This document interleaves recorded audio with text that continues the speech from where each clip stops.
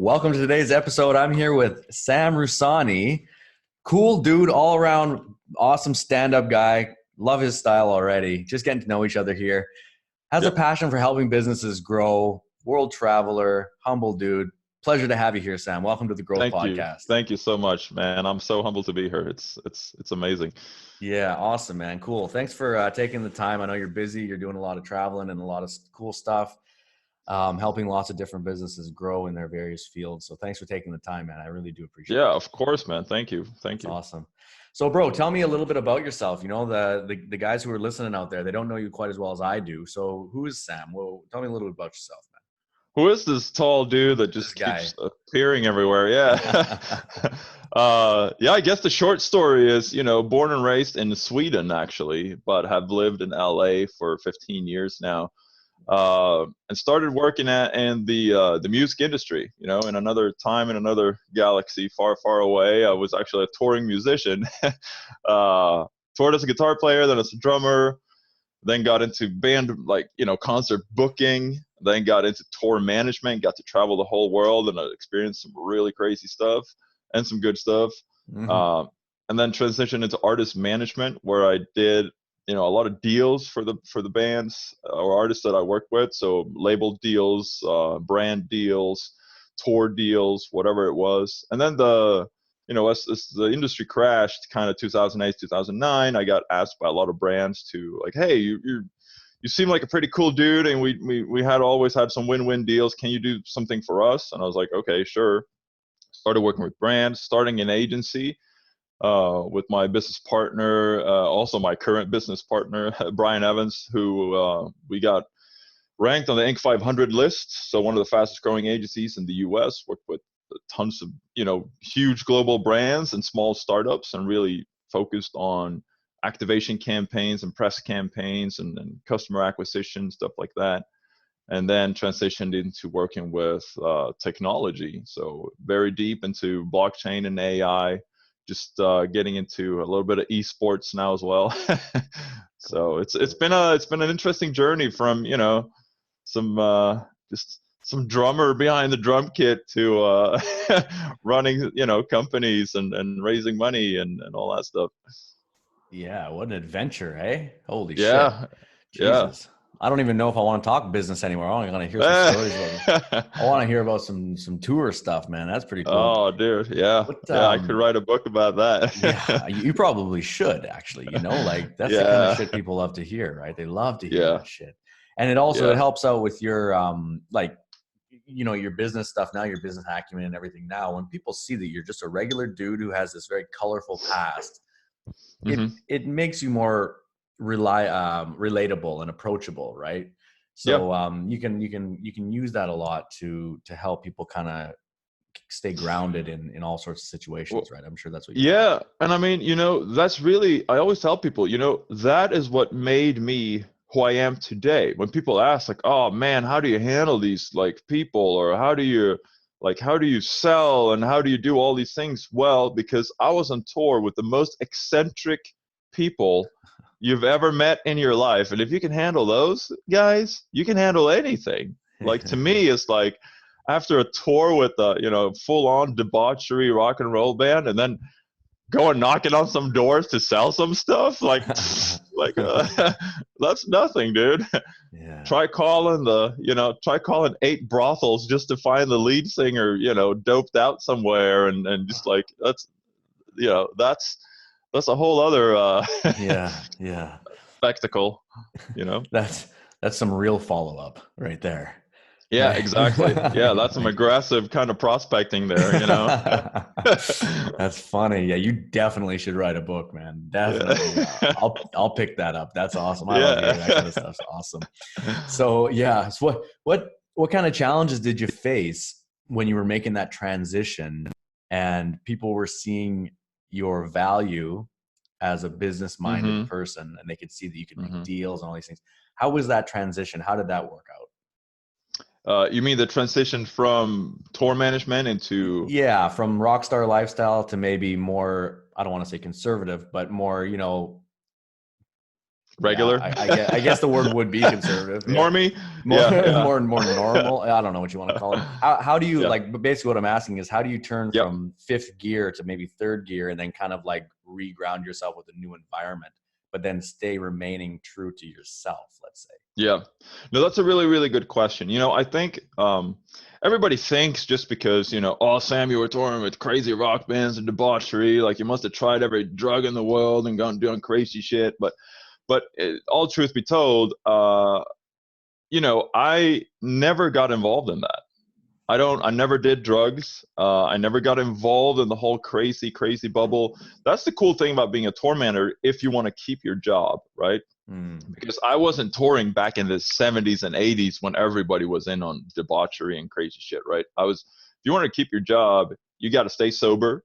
You got to keep track of all the band members. You got to keep track of all the logistics. You got to keep track of all the booking agents and the promoters and all. Like you're constantly working. Yeah. So for me, it was kind of a natural transition where it was just, instead of handling all these super eccentric, extreme personalities and just some really cool dudes too. I mean, it wasn't all craziness. I went on tour with some super cool people that were just really always on time, always like, wow, okay.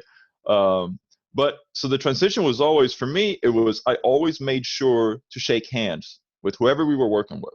All the venue, the owners, the promoters, the booking agent, shake hands, give them my card, have a drink, crack some jokes, so I can call them next time and say, hey, I got a band coming through town. You want to book them? Totally. You see what I mean? Connection. So to me, it wasn't really different. So when the brand started asking me like, hey, you've been doing all this stuff, with us and your artists, can you do some deals for us? Because they knew I always have a win-win mindset. I don't go in with the mindset of everything for me and almost nothing to you just because we're going to make a deal, right?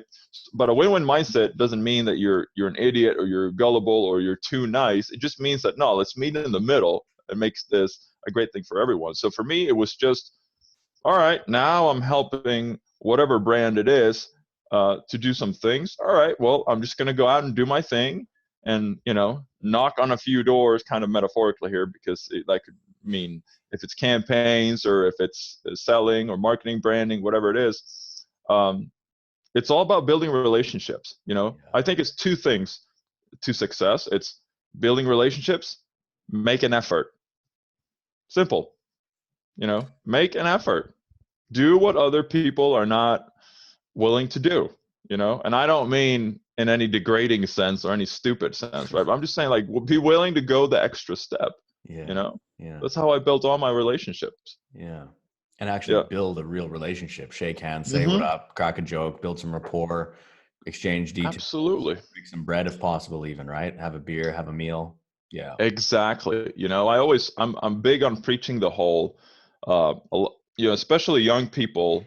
And I love the millennials and the Gen Zers and I mean, fantastic, but it's a one-click instant gratification kind of society we live in, where the art of building strong relationships, I feel, is kind of fading a little bit in some instances, because it's all about, quick requests on Instagram or swiping right on Tinder, whatever it is. Everybody's just so used to just swipe or click, that it's hard for them. And don't get fooled by all these Instagram stories and Instagram crap, leased cars and leased mansions. If you want to build something big, you got to make an effort. You got to always ask, how can I help? I'm always out preaching that whole thing. People ask like, oh, how did you build your network of all these people all over the world? Well, I started with, how can I help? I didn't start with, can I have something from you? Like, that's just, that's not how it works, Yeah. Bringing some value to the table. Yes, right? Absolutely. It's always like, bring value. Yeah, always bring value. It's like, sometimes I get asked by, say, a new entrepreneur to the space, or maybe someone who just doesn't have the capital to go out and buy coaching or mentorship. They say, how can I get in touch? How can I touch the mentor? How can I get to know somebody there? How can I get in their coaching circle or whatever? I say, man, if you can't afford it, do what I did. Come with value first, see where you can actually inject some value. Yes. Get in their circle, offer your services for free, work for free, even if you can't 100%. work for free, just give something of value. Be like, hey man, I noticed you did this. Or one thing that I did that was it was very natural for me to do it. But after it happened, I was like, oh, that worked kind of well. An Mm-hmm. influencer that I had been following, I had no intention on like worming my way into his world. I was just following him, and I respected his game. And I was like, yeah, man, I'm on your mailing list. I'm following you. You're cool. I like your style. Mm-hmm. Mm-hmm. I clicked on one of his buttons and it was broken. The link was broken. Mm. I sent him a DM. I didn't mean anything other than just, hey, bro, your link's broken. Yep. He Yep. replied, thanks, man. And now we have a really good relationship. Yep. And I didn't plan it. I was just being a Yep. good human, and it Yep. just came forward. Right. So with that in mind, that's pretty much it. Right. Bring something to the Yep. table, ask Absolutely. ask what you can do for them before what they can do for you. And you should be golden. Right. Absolutely. And you're absolutely right. And then I think it's important to come in as, if life is a ladder, right? You're climbing it step by step, right? Some people start at the bottom, some start in the middle, but whatever it is, there's always somewhere you want to go. Then that's the next step, right? Yeah. And I think, to get to the next step is always ask, how can I help? Because you want to get in the circle, you want to offer value. If you don't have value on that level, you got to offer value, right? But the next step is also, position yourself as a peer, not as someone who's coming in on a lower level, right? Because then you're just the guy that, works for Fanboy. cheap. Yeah, you're the fanboy, exactly. Come in as a peer, right? I just recently had an example where I got to know last year a huge VC up in San Francisco, huge. And I've been in, kind of getting in. My plan started already 5 years ago to get into the VC world and the angel investors and all that stuff, because it's always good to know people who have access to money, right? Absolutely. Uh, It's kind of but important. Yeah. It's kind yeah, when you're building of, companies. it's kind of So a thing for business or something, I heard. yeah, exactly. But to me, so I got introduced, and that's something we can talk about too. But how do you get introduced to these big guys? Well, there's 6 degrees of separation to everything, and you got to warm up. If you don't have the direct, the 5th degree there, you got to warm up number 3 and 4 first to get to 5 and 6, right? So, but what I did, and this is just an example from my side, right? But and I've done this tons of times, but when I get a really, really big introduction, I always offer to help, Well, how can I help you? Well, I don't know. What do you know? Like, all right, well, you know what? I said, let me take a look at who do you have in your portfolio, right? Does anybody need activation campaigns? Do they need press? Do you want me to go in and talk to the board about growth? How to really grow, how to find alternate revenue streams, put up a brand strategy? And he's like, oh yeah. You know what? I have 2 companies that could use your help. Okay, cool. So long story short, I spend maybe, a good 5-6 hour a week for a month or so on calls with the board, on calls with the CEO, with the CMO, all that stuff, right? And then at the end of the month, the VC guy goes, oh, this is cool. I had some press lined up for him. I had a new little brand strategy for him, and they were super happy. And he's like, all right, what do I owe you? And he starts like taking out his checkbook. And I'm like, bro, you don't owe me anything. What you owe me is next time I call you and I have a round of investment that I need your eyes on, and you need to have the first look, you're going to take me to dinner and we're going to really dig into this investment opportunity that I'm going to bring to you, because that's where I want to be.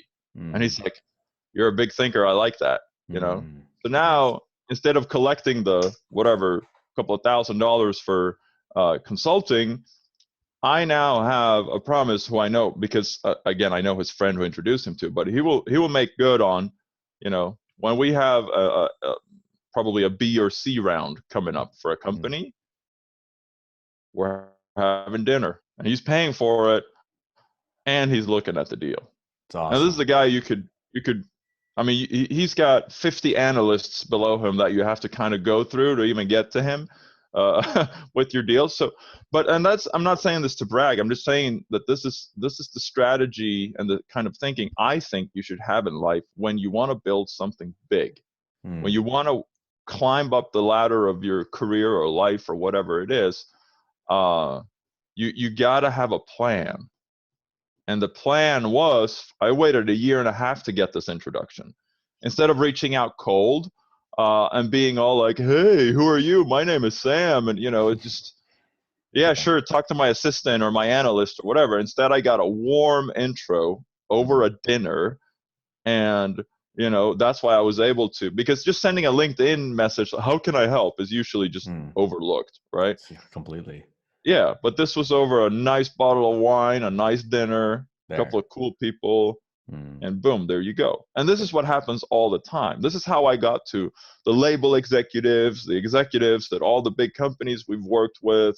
Warm introductions and make an effort. Like, that doesn't mean you should always work for free just to have a long-term plan in your life. When you're doing business, you're doing business.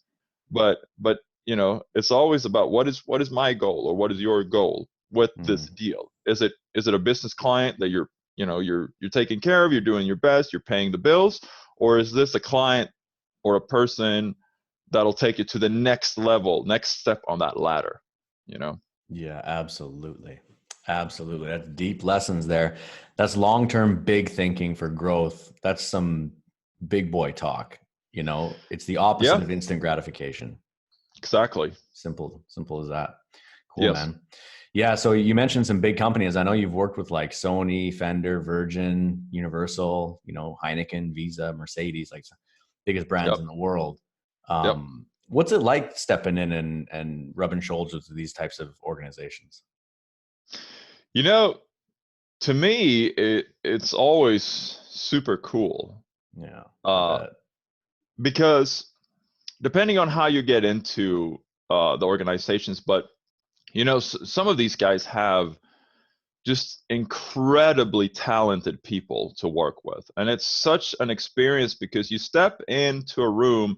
My life motto has almost always been, if I'm the smartest guy in the room, I'm in the wrong room. I want to be the dumbest guy. I want to learn from all these fantastic people, and that's what you get to do when you work with the huge organizations like that. But what I felt like I could always contribute with is, big dragons are slow to turn, right? So when they need, I like that. Yeah, when they've been in need of some, I guess, again, I kind of hate beating my own chest here, but like some creative or innovative thinking on how do we approach certain campaigns? How do we talk to certain people? How do we get featured on certain platforms, etc.?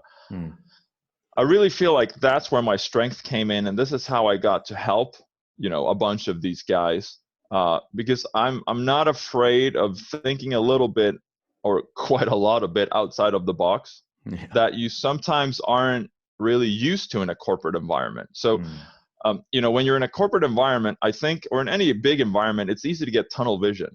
We're doing our thing, and this is what we've always been doing, and being creative is like, you're thinking a little bit outside the lines because you're still restricted by corporate policies and red tape and all that.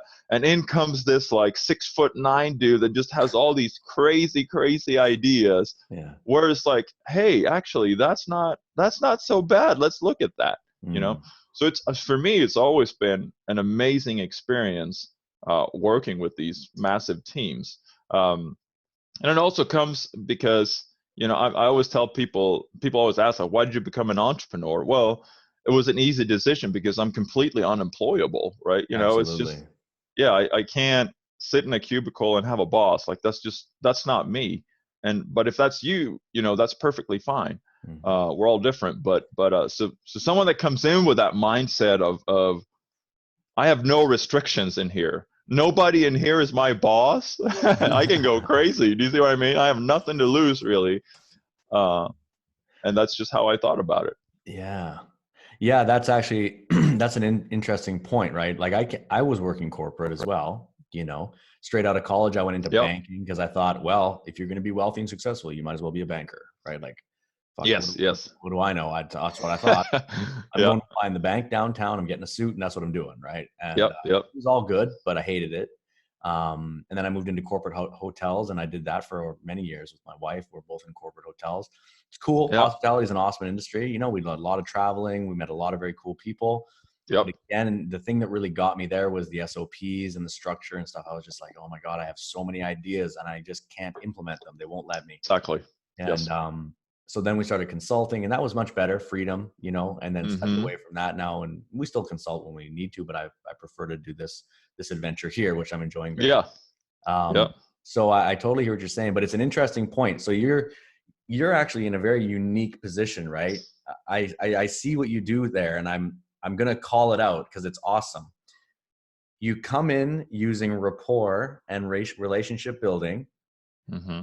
You break bread and get in with the top, rub shoulders. You bypass the gatekeepers. And then when you come in to Mm-hmm. consult, quote unquote, you're in, you're warm, you're there Mm-hmm. to give value and be yourself and be free from the constraints of the corporate box, but you're in the corporate structure helping them with their thing. But you're the guy who comes in with a colorful paintbrush, but Yes. you're quote unquote allowed to, because you're not constrained by the company. You're not on contract that way and stuff. And you have the green light from the big boss upstairs, right? Yes, So exactly. like, It's you're almost like, like Neo in the Matrix, right? it's totally, are you Neo? Are Yeah, yeah, I am Neo, yeah. You're Follow the slipping, white rabbit. Yeah, you know. you're slipping into the matrix and you're playing with it, but you found Yeah. a lane to do it. That's awesome, man. Yes. I really see it, and I respect Yep. that game. That's awesome. That's very cool, man. That's very cool. Okay, so what's happening these days with your business? I know you're a busy guy. You travel around a lot. What's the news now? Yeah, definitely. I mean, you know, the main focus has been a company called ShipChain that works in the, you know, it's a blockchain based but a creative kind of like logistics solution. As unsexy the transport and logistics industry might sound, it's the one of the largest, if not the largest in the world. I mean, the global revenue is close to $14 trillion, right? Wow. Yeah, and it accounts for about 10% of the U.S. GDP, and it's also one of the oldest industries in the world, right? Yeah, Shit always has to get moved somewhere, right? spices. I'll take Spices. yeah, exactly. I'll take your you know your Magellan, wasn't spice. he in logistics? Yeah, exactly. Like, yeah. Exactly. It's a very interesting company where we, you know, we spent a year building the platform, and then last year we launched the platform, and now we've signed on some pretty big global partnerships that we worked with. But so that's really it. I'm on the board of an esports company. That's really exciting. It's a very exciting industry as well. But I've always been a lover of technology. So I take a look at, you know, I follow the artificial intelligence industry. I follow, of course, blockchain, what happens in blockchain, IoT. Those three are like the holy Trinity. triad for the fourth, Trinity for the fourth industrial revolution, they call it. Totally. But yeah, it's because to me that's always been my driving force. Has always been to use technology and innovative platforms, right? To kind of going back to the growth mindset, like how did you get to where you are? Well, you know, I'm old now, but you know, when I started using SEO and social media, nobody knew what that was. You know, MySpace was like, okay, that's how I got my first jobs with the labels. You know, I had a Sony executive call me, and he's like, dude, your shitty little unsigned band from Sweden has more friends, likes, and plays than you two. Like, what the hell are you doing?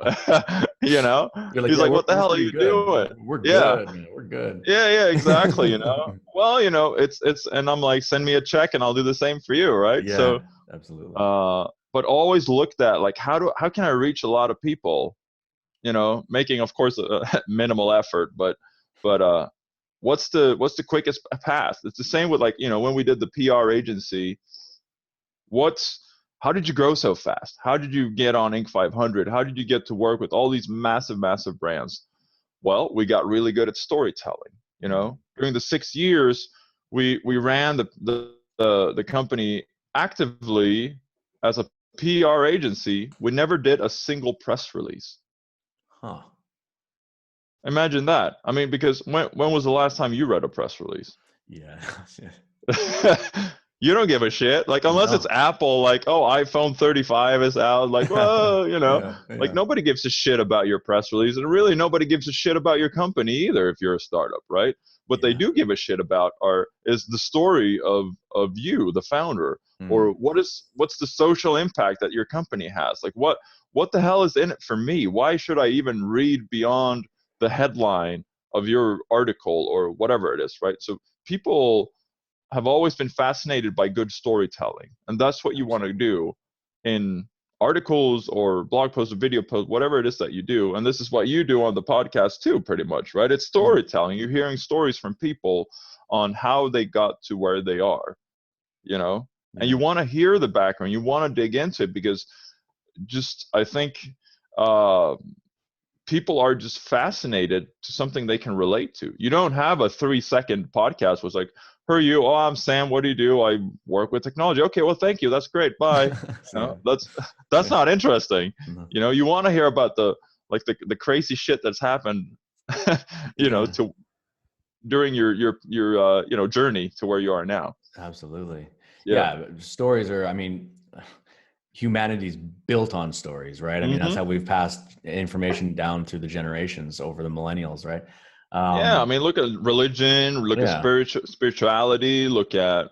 whatever. It's all storytelling. Books. Literally. Yeah. Literally all storytelling. And also Yeah. stories are super important for people that are on the come up, right? Like when you're looking at someone you're aspiring to be like, you're trying to model their behavior, their success, Yes. you look at it and you're like, that's, I mean, I was guilty of that. I think we all are at some point, Yes. and it never Yep. stops really, but you see something and you're like, oh man, like I could never get there. They've made it. They're untouchable. You think like, and then as soon as Mm-hmm. you, if they're willing to go vulnerable enough to open up their backstory and talk about their struggles, their failures, all their mistakes they've made, Yep. more personable. And you're like, oh, that's a normal dude. Well, Yep. if he had 12 failures before his success, then I mean, I've had 11. So Yeah. maybe it's not so bad. Maybe I should keep Yeah. going. And people Yes. want that feeling of I can do it too. And storytelling does it, Absolutely. right? Yes. 100% agree. Totally. So you talk about stories and all this stuff helping brands. Mm-hmm. And you're a specialist in growth and helping businesses grow and all this kind of stuff. Mm-hmm. Um, how do people go from like the space of say startup to a Mm-hmm. globally recognized brand? That is a very good question. I mean, And there do we are have many. do we have 497 hours to get through all that, or Yeah. Yeah. Exactly. I was like, how do you start oh, a okay, business let's to start. go to Yeah. Yeah. Start with the in a, idea. No. No. yeah, But I, I mean, I guess what you're asking is there a formula to get yeah, there? yeah. And I would say yes, there is. There absolutely is. Now, along the way in that formula, there are many variables, right? Things that can change, etc. But I think the formula is, you know, build a world, meaning a brand, build a world that people want to be a part of. Hmm. You know, people want to be a part of something. Why do you have an Amex instead of whatever other competitor they have? Or why do you drive a Mercedes and not a Honda? Or why do you drive a Honda, not a Mercedes, etc., etc.? You want to build a world that people want to belong to. Hmm. So that's establishing kind of a brand strategy. And then you got to tell your story and you got to answer the question that everybody asks themselves, and that's what's in it for me. Like why would I use your product? Why would I look at your product? Why would I listen to your story? There's got to be something in it for me, right? And then there's a good path of like, okay, um, how do I reach my audience? Because of course you need sales, right? To get to a big company, you need revenue.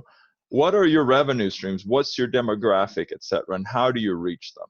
And I'm gonna I'm gonna be a little sneaky here and squeeze in something I always sit and preach. And everybody who heard this already, you can just take a nap now, I guess. But no, but really, I'm a big believer in what's called the 1990 strategy, right, or philosophy. Sorry, say it again. You Um, broke up slightly. if, One. oh, the 1990. Cool. So the 1-9-90 strategy, it's called, I didn't coin it, I didn't invent it, somebody much smarter than me did, but it's called how the internet buys. But I want to say this is how we've been buying since we lived in caves. It's the strategy of, you have the 1%, which is the brand owners, the content creators, right? You are the brand. And then you have the 9%, which is the content aggregators. And the content aggregators could be anything from influencers / ambassadors to press platforms to blogs to the guy swinging a sign on the street or yelling, screaming it out on the street. I don't care. It's somebody who conveys your message, right? To the masses, which are the 90%, the consumers, the content consumers. Now, why is this so important? Well, this is pretty much the strategy where I charge like tens of thousands of dollars a month when I consult. This is all I implement pretty much. But so there you go. Go out and make some money. But no. But what I'm thinking here is it works on a micro and a macro scale, right? You have Coca-Cola and a big commercial campaign and all of the people buying Coca-Cola. But we also have, that's again, building a relationship and getting introductions. Oh, Sam, how do you find investors? Well, I find one guy who knows a lot of investors. He's my 9, and then I get him to talk to all of these guys and gather them all in a room. I don't go knocking on all their doors myself. You see what I mean? So it works on a macro and a micro scale, and for that to work, you want to tailor your stories to the 9ers so that they can spread it to the 90. You see what I mean? You got to have those content aggregators to really get your message out there. And that's how you build fast. That's how you grow fast. You find the 9ers in your demographic clusters, so to speak, and you figure out what gets them going, right? There's 3 questions you got to answer to kind of find a great 9er or a great ambassador or whatever you want it to be. And that's 1, of course, will they like my product or service? 2, will they share about it and say positive things about it online? And that you got to look at their history of posting, right? Do these guys share positive things about stuff that they do, right? Because if they've never shared anything about any product or service, they're probably not going to share about yours either, even if they like it. And 3, which is also an important one, of course, is will their followers buy whatever they present, right? Are their followers strong consumers? Now, again, the 1-9-90 is also, I always compare it to, you're out walking on the street and some unknown guy or gal comes up to you and says, please listen to my CD. 99 out of 100 times, you're like, no, I got shit to do. Like, sorry. That's the one going straight to the 90. Yeah. But if a good friend comes to you and says, hey, man, this is a great CD. I really think you're going to like it. Listen to it. You'll probably listen to it.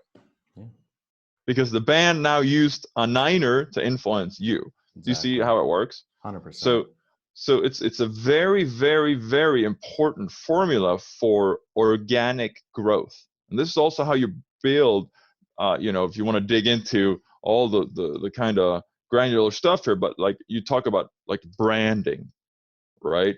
Branding, schmanding, right? Branding is, in its essence, I want to sell more shit, right? That's all branding does, right? I want to sell more in the end. You can call it branding, you can call it sales, you can call it marketing, but in the end, all these 3 different words means I want to make more money. I need to sell more stuff or more services. Now, what that means is building branding is kind of 2 components here. It's 1, it's brand awareness. Do people know about my brand? And 2, it's brand connotation. What do people think about my brand, right? So it's a very, very long answer to your question here, but I'm trying to get you a formula from go to zero to global company here. Hey, and condense it in 5 minutes. Yeah, I got my pen. We're good. Yeah.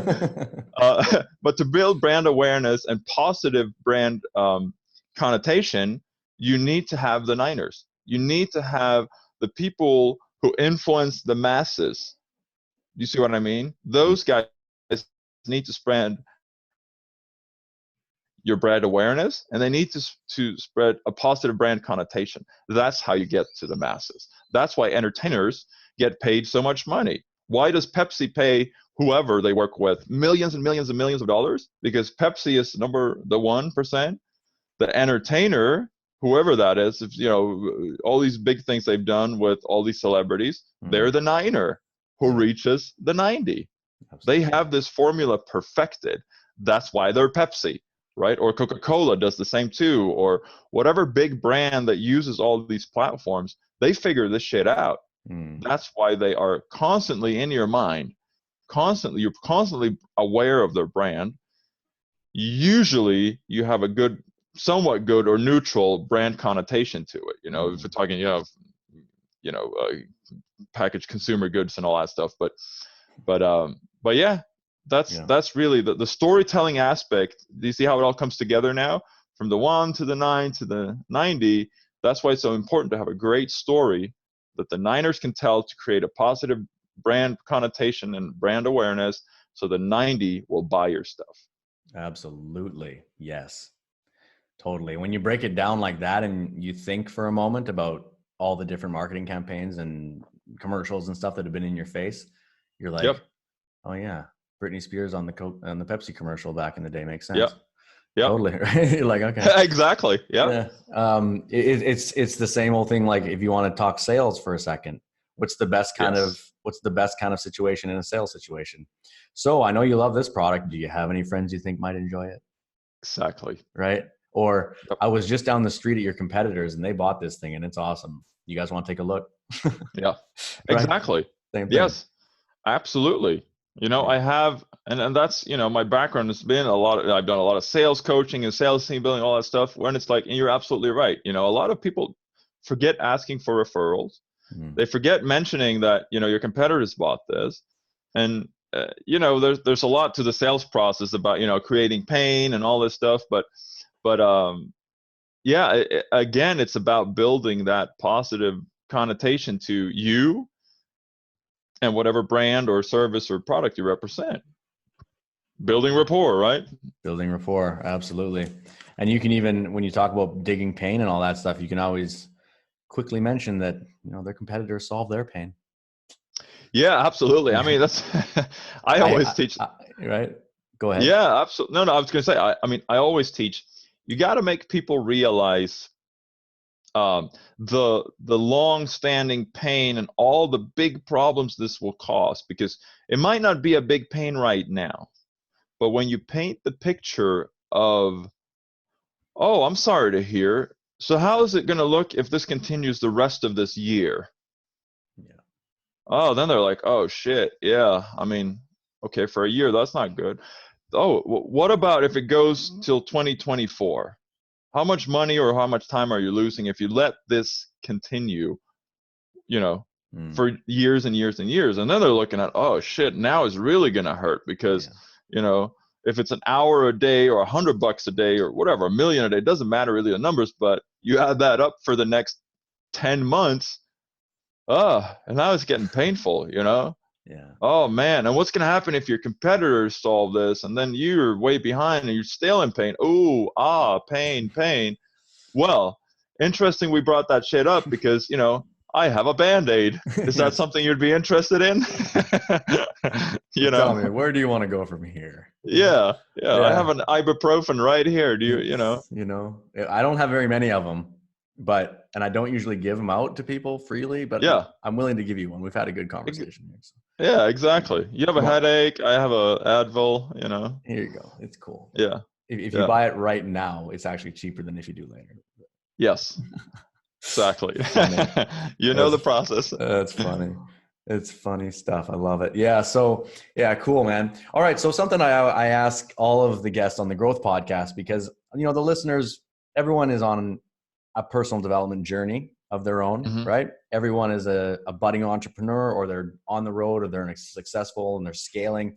There's the widest range, right? Like I have guys on here that listen to me, they're multimillionaires and they hit me up talking about this stuff. And then the next day I got guys that are like, hey man, I want to break away from my job. Or the next day it'll be like, I'm just leaving high school. Thanks for that thing. I learned this and that. So it's a wide range, but it's all the same sort of mindset. personal development.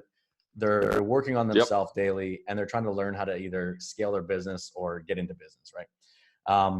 Yes. So I always like to Yes. ask guests resources or books or, you know, people, something that has influenced you on your journey that you think would be of a help to them, you know, maybe one of your favorite books that you like, or maybe what you're reading now, these types of things. You know, I'm just going to go real cliche, and I think everybody should read, you know, the kind of Bibles of business, which would be like Think and Grow Rich, 7 Habits of Highly Successful People, you know, stuff like that. I think, you know, the big secret is, it's funny you ask that, because, and I'm going to try to make this a short version, but, you know, I used to pride myself in, and I still read a lot. You know, I try to read a book a week or so, but I used to pride myself. I read 400 books on sales. You know, that must mean I'm great at sales. And I wasn't really, until I started going out and implementing what I read. You really, I mean, Think and Grow Rich, if you just read that, but implement the philosophies in the book, you're good. You can build a massive business. Now, are there other books that you can read that, you know, that goes in sales or investments or whatever it is that you want to learn from? Absolutely. But the important thing here is to go out and do, and go out and fail, but fail forward, right? You know, don't be afraid of failure. We've all failed a massive amount of times. We've all crashed and burned a whole bunch of times before we got to where we are. And we will probably crash and burn a couple more times before we get to the next level, right? Yeah. And that's fine. So I think what's important is really keep up with your industry. Always be in the know. Be a little bit more knowledgeable than your competitors and the other kind of fools out there, so to speak, right? That's what I think, really. I don't have a magical kind of like, this is the resource to go to really grow. I mean, don't be afraid of asking people that have a bigger following than you know, what they do. Take them out for lunch, you know, do something, add value to their network, and ask a lot of questions. That's what I did. You know, when I moved here, I joined the Rotary, just because there's a whole bunch of business people there. I had some people laughing at me like, oh, it's just a bunch of old dudes, ha ha ha. Sure, but I'm sitting there having lunch with like the EVP at IBM and some VP at Google and blah blah blah, because everybody's doing all these big things. Like, oh yeah, you guys laugh. I'm here networking with these guys. Like, you see what I mean? Like, join professional organizations. I believe much more in you know, get it straight from the source, instead of sit at home and read and think that you're going to learn a whole bunch of stuff. Especially when it comes to sales and marketing, you just got to do. You know, you got to learn to just do, implement, and learn from people that are in the trenches doing it. You know. Absolutely. Okay, I couldn't agree more with you. You and I are very similar. We're very, very similar. I can see myself in you. A lot of things you're saying really resonate with me. I also pride myself on reading a shitload of books. But I've slowed down on reading this year, because I've simply ramped up my doing to like exponential levels compared to what it was before. I'm literally on calls 15 hours a day. Literally. And I'm like, well, when am I going to read? You know, like I'd love to. No, I exactly. still do. I still got my books right beside my desk. I'm reading these. These two are what I'm going through right now. Oh, nice.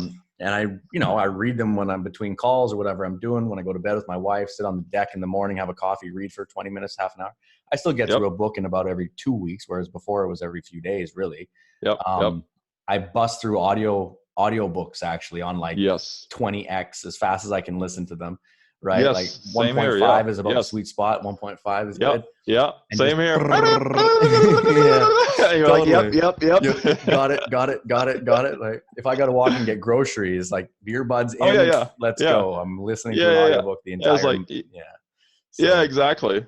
Yeah. So I'm getting the out same. there I'm the same. Pop it in. It's like, you're like, okay. Yeah, I got it. Just downloading, right? You're like, yeah. Totally. Yeah, exactly. So getting out and doing is your underlying message. Get out, get in the trenches, network with people, put in the time. Ask. And I mean, you got all these fantastic guests on your podcast. You know, reach out to people. I have people reaching out to me all the time, and I'm not opposed to like, a quick answer or message, or if somebody wants to take me out to lunch or whatever, it's like, Mm-hmm. I love helping people. That doesn't mean I'm going to bill your company for you for free, or I'm going to spend, hours and hours and hours. But I mean, most people, 99.9% of people are very respectful. Mm-hmm. Hey, quick question. Can I ask you this? Of course, I'll get to it when I have time. But yeah, because I'm kind of paying it forward, and I'm sure you do too, and a lot of other people. It's because, I've done that, and I've received massive amounts of help, Absolutely. and I'm not afraid of walking up to someone who I know is mega ultra successful and ask a quick question. Hey No. man, super respect your work. I really admire what you've done. Hey, tell me, how does this work? Mm. Usually Absolutely. they're very happy to answer, as long as you don't like stand around and try to ask and suck every second out of their time. Do you see what I mean? Like, just be Yeah. polite, be courteous, Mm. and don't be a fanboy, so to speak, and present yourself as a peer. And man, you'll have massive success in your life. Yeah, absolutely agree with that. Present yourself as a peer is a huge one for you guys listening out Yes. there. That is massive. One quick story for me here, then we got to bounce. I want to be respectful of your time. A fanboy moment of mine when I had to like consciously not be a fanboy, because Yep. in Asia, we were doing a lot of music festivals. I was throwing big events, 20,000 people on the beach, where we had all sorts of cool stuff happening. And Yep. at one point, one of my buddies, who's a DJ, he DJs for Red Bull and he does a bunch of cool stuff. And he was the man, not the man, I don't know the technical words, but he was involved in DJ Jazzy Jeff's tour throughout Asia. Okay. Mm. So when he came to Manila, where we were, we hosted him, right? So we had him, Mm. we were hanging Yep. out, we had him in the club, we put on the show with him, we took care of all the sponsors, we did the whole thing. We had him in a museum doing his daytime like Q&A with the fans, Yep. and spinning records in a museum. It was such a cool thing, all sponsored by Red Bull. And we put on this whole thing, right? It was cool. I was like, this is cool. We're hosting Jazzy Jeff. Like, man, I've been following you since I was a kid. Like, it's Jazzy Jeff here. Come on. Yep. Yep. Legend, right? And I was like, you're a Yep. legend. But when we go to pick him up at the airport, like we roll into the airport, it's me, my buddy, my wife, and it's just us. And he knows him quite well. And, I'm like, fuck, Jazzy Jeff's, we're like, I'm about to hang out with Jazzy Jeff. Like, I'm Yeah. feeling Yeah. like this. Yeah. But I'm like, Yeah. no, just play cool, play. But as soon as he rolled in, something happened in me internally where I naturally understood not to be that guy. And I was Yes. totally casual, very cool. We just Yep. hung. I offered him some Mhm. value up front in some ways. And I was like, yo, man, what's up? All good, cool. Yep. Dinner, this, that. Yep, sweet. Here's your hotel. Yep. Boom. Catch you later. Let us know if you need anything. Here's my number. Catch you later. Next day, Yep. go to the green room or whatever it's called in the back. Hey, you guys doing cool? Everything's set up here. You're getting taken care of. Yeah, come on in, chill for a minute. Okay, so we're hanging, talking, hanging out with the guys. Half an hour in there. They're on their phones. They're just normal dudes. They're just on their Yep. phones or talking to their wives or whatever. We're just hanging, doing whatever we're doing, hanging. Yep. Nothing weird. All right, boys, have a good one. I'll let you know when it's time to come out. I go out for an hour. I come back. All right, guys, ready to roll. I didn't have to do those little tasks, but I chose to, right? I'm like, oh no, Yeah. Of course. I'll go get them. Don't worry, I'll go get them. Yeah. Instead of Yeah. like Yeah. the staff. Yeah. I'm like, no, I'll do it. I'm doing it. I want to go get them. Yeah. Yeah. So I was like, yeah, it's time to roll. So they do their show, and then we later, thanks, man, have a good one. Thanks for coming, or loved it. It was cool. Catch you next time, type of thing. They left. It was like a 2-day thing, and I was like, that was dope. Like that was Yep. dope. And the whole thing was very casual, laid back, and that's what you're talking about, right? That whole Yeah. just be cool with it, 'cause they're Absolutely. just people, no? Exactly. They're just people. And I mean, that's kind of just to add on to that lastly here is like, people always ask like, oh my God, how did you get to, like how did you get to hang out with all these celebrities, or how did you get to hang out with all these like mega rich people or big business leaders, blah, blah, blah, blah, blah. Well, that's because I don't take pictures and selfies of them on my Exactly. Instagram. I don't have a single picture of any of the. I mean, people could be telling me you're just pulling shit out of your ass, and but I have really. I mean, I've met and spent time with and been at their houses with a lot of ultra famous blah blah blah whatever. But I'm not saying that to brag. I'm saying that because I don't take pictures of them. I don't request pictures of them. I don't act like a fanboy. Go get them water or go. It's different when you're like. I can be of service and be like you said, like, hey, Yeah. I'll make sure you get on stage because that's kind of my job here. I'm getting you on stage. I'm getting you, but I'm not wiping your ass. past, like kind of thing. Yeah. There's a fine line you walk between being of service of, hey, we're here to do this. I'm helping you. I'm assisting. I'm doing all this stuff, as opposed to just taking on any task that they have their own assistants to do, kind of thing. Yeah. Because you still want to be at that kind of peer level. And I think, I mean, I've done that too when we were out on tour, right? As a tour manager, yeah, I do have to, go get them, make sure they got towels and all that shit. But that's part of the job. That's part of the service. And they know in the end, I'm the tour manager. They still have to listen to me, right? Yeah. So, Yeah.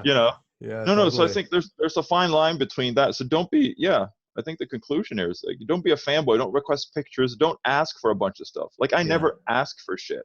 I have people that, that are way, way beyond me and careers and all that stuff. I've never asked for a single thing from them. That's why I keep getting invited to their dinners at their houses and to their events, because they know Sam doesn't just come in and ask for selfies and ask for money and ask to pitch and ask to do this and this and this.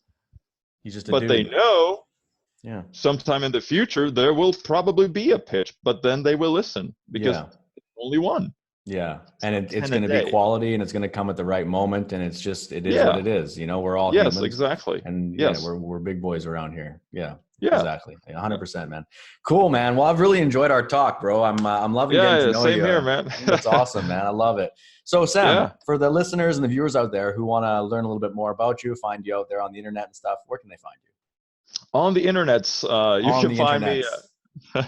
I'm at Twitter. If you want to find me on Twitter, it's at Sam Rusani, Rusani. If you want to follow me on Instagram, it's at Sam #6 FT #9. So Sam 6'9". Those are my two most active platforms. I'm not an active poster. I don't post 5 times a day. So you're not going to get a whole barricade of shit if you follow. I post about stuff I find interesting. Those are my two most active platforms. So that's awesome, man. Well, it's been a pleasure having you here on the Growth Podcast. Hey, you bro. too, man. Thank you so much. Really cool getting to know you, man. I appreciate it. Likewise. How long are you staying where you're at now? Well, we're here indefinitely. We just moved into Rome, and we feel like eating some pizza. My wife wants to learn Italian, so we're just here, man. We have no plans. We our next move will be looking to establish a wellness retreat, mastermind sort of space, probably in northern Italy somewhere, where we can host and be a magnet for amazing, awesome people. Nice. Let me know and I'll be there. You will be there, buddy. We'll break bread then, won't we? Perfect. Yes. I love it. All right, Sam. It's been a pleasure, my man. Thank you. Thank you.